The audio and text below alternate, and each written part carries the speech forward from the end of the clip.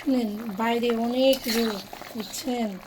খুব কষ্ট করে কই পটল রান্না করব, পটল দিয়ে কই মাছের ঝোল করব।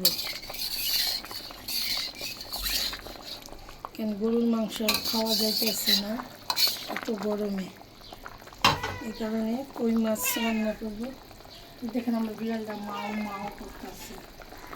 এই যে কড়কড়া করে মাছগুলো ভেজে নিছি। আমার ছেলে মেয়েরা কেউ মাছ খায় না, আমি আর আমার হাজবেন্ড এই দুজন খাবো। মাছটা দিয়ে দেই। বিসমিল্লাহ।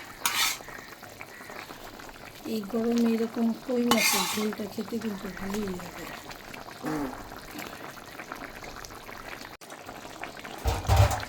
এই যে মাছগুলো দিয়ে দিলাম। আমি অনেক হিসাবি মহিলা, তাই কড়াই ধুয়ে একটু পানি দিয়ে দিলাম।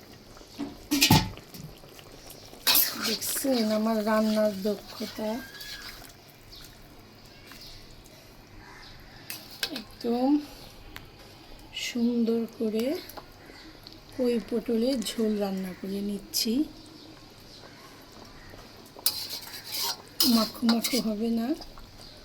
এই যে কইয়ের পিসটার সাইজ দেখছেন, যে চাষের কই, ভাববেন না আবার দেশি কই। দেশি কই এখন পাওয়াই যায় না, দুই একটা বিলে যদি ধরা পড়ে। আমার ক্যামেরাম্যান দেখেন সুন্দর করে ভিডিও করছে। ক্যামেরাম্যান এই যে ডালটা দেখায়ও, গরমের ডাল, এই ডাল রান্না করছি আর এই কই পটল,